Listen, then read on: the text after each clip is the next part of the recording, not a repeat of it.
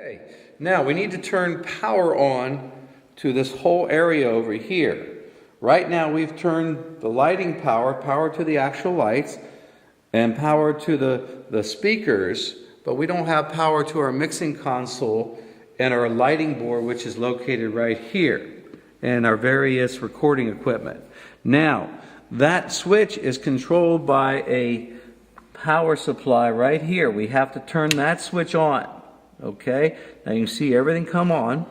Above that here is the lighting board, the lighting console that we control the lights with. Now, the first thing you have to do is, basically, it says blackout with the blue light here. That means the lights are temporarily off. They're standby, ready to go.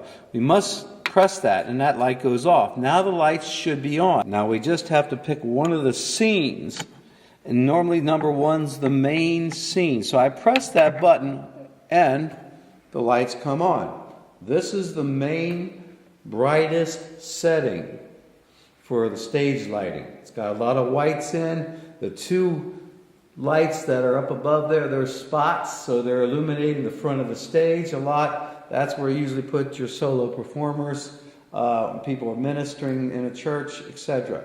So number one is your main scene. Now as I press number two, I've got a similar scene, but this one has strong reds on the side. And number three has blues. Number four, greens. Number five, I'm not sure what that is, kind of an off mixture. And six has another blend of reds. Now you see the main spotlights are kind of off. See, these are like the blues, the greens, without the main whiting lights. From one being the main starting place, the brightest lights. And then each color, 2 is red, 3 is blue, 4 is green. All those 4 colors have the white spots in the middle. And then 5, 6, 7, 8 have those 4 different colors without the spots. So if you want really, if it's dark in here and you want really mood lighting, you can get that. And at any time then, you can black out the lights. You can shut them off by depressing the blackout light. And that's what you do. And now they're off. And simply you can hit the blackout button, they come back on. This is the way you operate. You can operate during a service if you want to black them out, you want them to go off. Now the deal is here, when we first turn everything on, you have to assign a scene. Right now, when I black the lights off, it's going back to the scene that I've set. But what happens here when you first fire everything up, you take the black light off and you're going to have to assign a scene. So that's pretty much the lighting. You do not want to touch any of the other knobs. Don't mess with them because it'll only create confusion, okay? So that's the basic operating scenes and the blackout button. Okay, in order to use the wireless microphone, this is the transmitter to the wireless microphone. So this is when we're not using this board, we're using the little one on the wall. We come over here and disconnect it out of channel 2. We pull that plug out.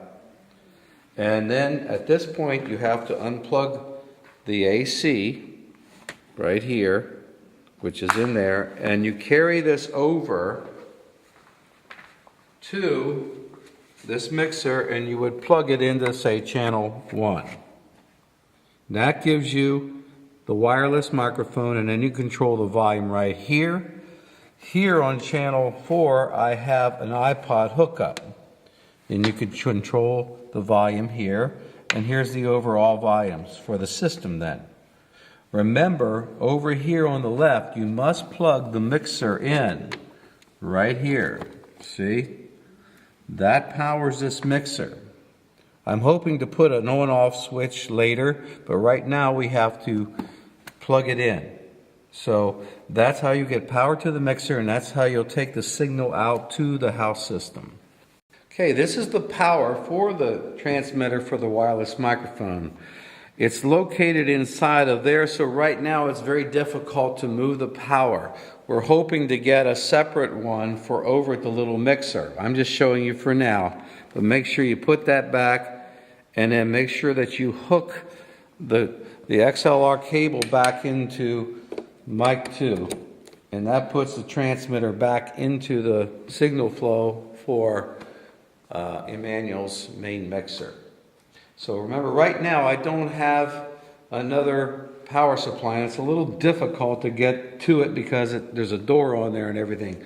So ECF is hoping to buy another one and have it over there, but that's kind of the plan. In the meantime, you can also use a wired mic straight into that little mixer. One thing we have to look at here is where to place the chairs. If the chairs were moved or they're getting altered, or they were actually, I just had to fix them today because someone moved the chairs almost up to the stage area. One important thing to remember, it is important to keep the first chair line back from the first speaker up here. Often the wrong people sit at the wrong place right in front of the speaker and they complain it's too loud. And that's because they're too close at the wrong place. The other thing is, for the style of worship in this church, there usually needs to be an area up front, what we call for an altar ministry, any kind of prayer time, any kind of thing like that. So there needs to be some room up here. So the chair line needs to start back farther. And I'm going to show you where that is. I have created a place. Now this is the farthest forward that you want to be. Over on the wall, here's our first chair. This is the start of the first chair line. I put a label over on the wall, in a straight line.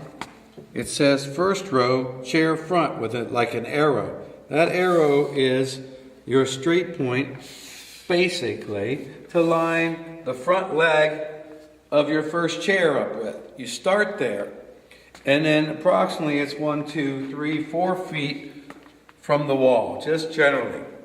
And that becomes your first place. Then we go 6 chairs over, and then you skip another 3, 4 feet, and it's another 6 chairs. So each row in this room has 6 chairs in it.